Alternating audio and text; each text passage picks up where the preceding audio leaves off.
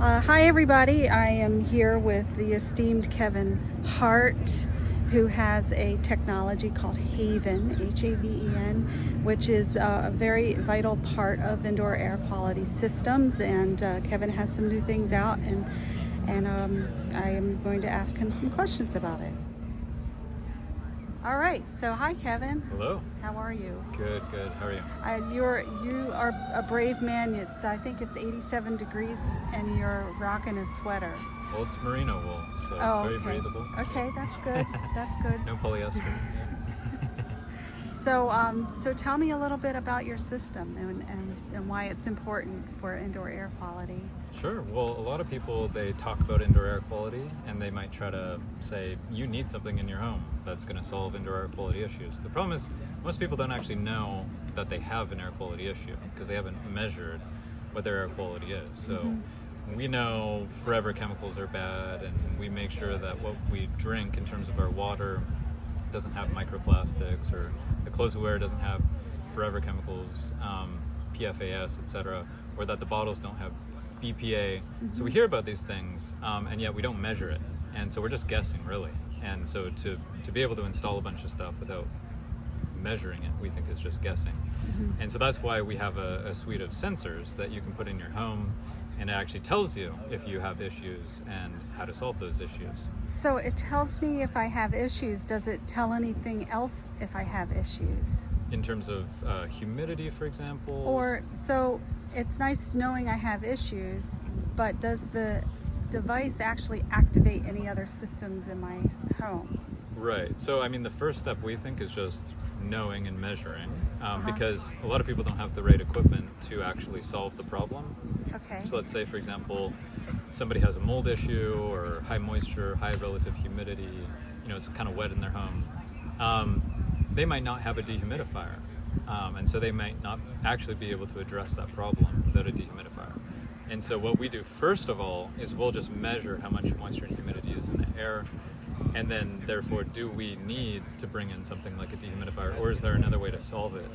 And the second thing we do is we can actually control that equipment and activate it intelligently to make sure that we're managing not only the moisture but the chemicals in the home through ventilation or just fresh outdoor air, as well as filtration. So being able to take those particles, the dust and stuff, and capture them in a filter. So your device then, it lives inside so you have a couple of different things. Yes. So what is this? So that's our new room monitor, and it's going to measure, it's got all those sensors we just talked about, chemicals, CO2, what we breathe out, etc., humidity, temperature, it's got all those sensors inside of it. So it's sensing. And then we have an induct version, which I don't have here on the table, but that induct version goes in the heating and cooling system. So it's measuring the whole home from one location. Room monitor, you could put it in the bedroom, the kitchen, the office, wherever you want to measure something specifically. Or you could buy multiples, so you can measure the whole home that way instead of the induct monitoring approach.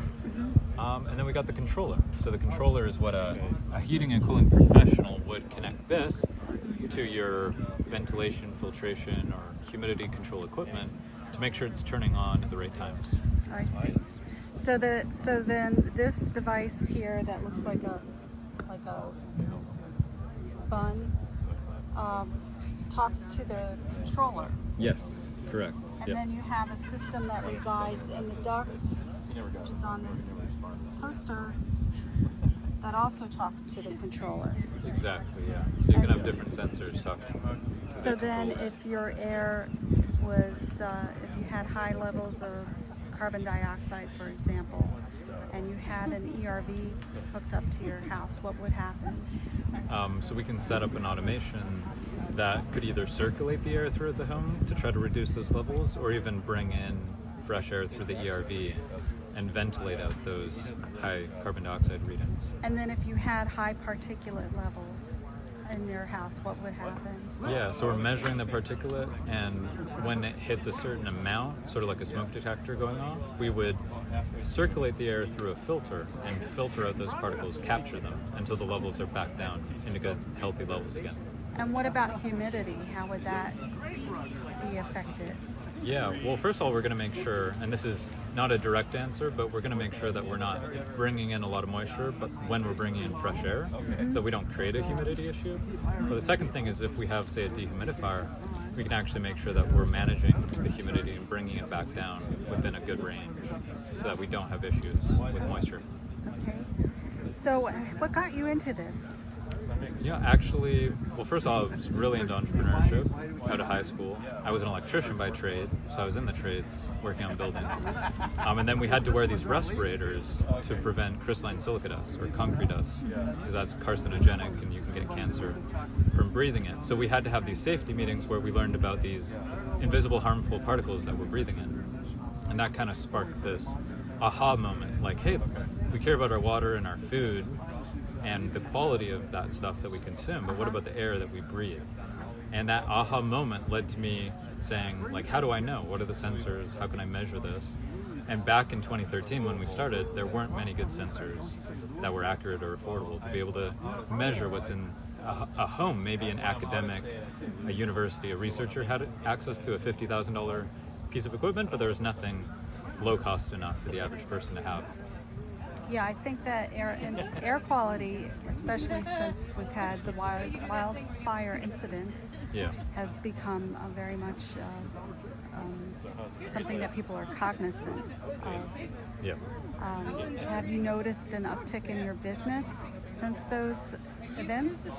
Yeah, I think our business initially in the first couple of years was, people said, why do you care about this? Like, nobody cared about it back in 2013, 2014, 2015. We were just still building the technology. Then we got forest fires in Canada, where I'm from. We had really bad forest fires, and everyone started caring where I live. Then we had COVID, and everyone started thinking about ventilation and fresh air and getting outside. And that, I think, sparked some awareness about air quality. And ever since then, it seems like we've been building momentum around people being aware of the air they're breathing. And so we've definitely been seeing that. Yeah, there's these blips with the wildfires and there's these blips with pandemics and whatnot. But there does seem to be just a steady awareness increasing. Yeah, I think that there's a woman named Florence Nightingale who was very very much aware of ventilation and its importance for health. Yes, I remember that. She had a quote, famous quote, about fresh air. Yes, fresh air. And that's actually in New York City. A lot of the, they have steam radiators and they're positioned under windows. A lot of those were installed during the last pandemic, where people were encouraged to open their windows so they're sized so that you can operate the heat with your window open. Got it. Nice. So New York City apartments are notoriously hot.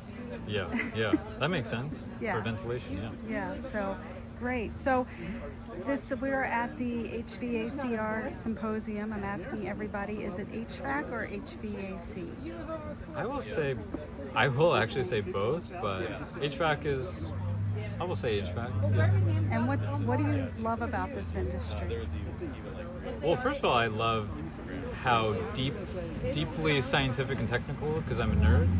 And it's not only deep in one area, it's broad. Yeah. So you could be a chemist, you could be a physicist. We have a PhD physicist beside us over here with Allison. Yes, Allison Bales, Dr. Bales, but he prefers Allison. Yeah, when it comes to like the refrigerants and airflow, and there's just so much science, it's so technical, but I find that really fascinating. I was an electrician and it was deep, but only in one area. It wasn't broad. There weren't many things to learn. So I find it a very fascinating industry. I also think it's very fundamental. Like, people need heating and cooling. They need good indoor air quality. Their family spends 90% of their time in the home. We have the ability to affect those people. So that inspires me. I think it's a very important, actually I think it's a undervalued industry. I would love to see this industry move into being more of a professional industry. Like, we romanticize lawyers and doctors, and I wish we could do that more in the trades, because what we do is really important. It is very And then the people are awesome. They are. They're very caring and they like to help, and it's a great group of people. Yeah. So are you going to AHR? I am. Okay. Yes, I will be there. Great. Well, we'll see you there. And are you going to have any of those battery packs as swag, or have you reached that level yet? No, I'm actually just going to be walking around, just like you. All right. Well, we'll see you there. Thank you so much. Thank you.